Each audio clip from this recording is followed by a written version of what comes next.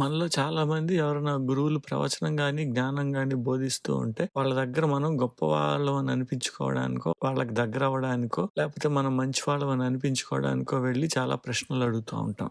ఒకవేళ నిజంగా మనకు అలాంటి ప్రశ్నలేదన్నా వస్తే, వాటి గురించి గురువులు ప్రవచనం గాని, జ్ఞాన బోధన గాని చేసిన తర్వాత మౌనంగా మనలో మనం ఆలోచించుకుంటూ ఉంటే, వాటికి సమాధానాలు మనకే దొరుకుతాయి. దీనికి బెస్ట్ ఎగ్జాంపుల్ ఏంటి అంటే దక్షిణామూర్తి మౌనంగా ధ్యానంలో కూర్చొని ఉంటాడు. ఋషులు మహర్షులు ఎవరికైతే సందేహాలు ఉంటాయో వాళ్ళు వెళ్లి ధ్యానంలో ఉన్న దక్షిణామూర్తి ముందర కామ్గా కూర్చుంటారు. వాళ్ళు ఆయన్ని ఏమి అడగరు, ఆయన వాళ్ళకేమీ చెప్పడం. ఎవరికి వాళ్ళు కళ్ళు మూసుకొని వాళ్ళ ప్రశ్న ఏదైతే ఉందో దాని గురించి వాళ్ళు ఆలోచించుకుంటా ఉంటే దానికి సమాధానం దొరుకుతుంది. కాబట్టి మనకున్న జ్ఞానానికి, ఆలోచనకి మనకొచ్చే ప్రశ్నలు ఏవైనా సరే మౌనంగా మనం దాని గురించి ఆలోచిస్తూ, తర్కిస్తూ, మేధోమథనం చేస్తే మన ప్రశ్నలకు సమాధానం మనకే దొరుకుతుంది. దీన్నే చాలా మంది ధ్యానం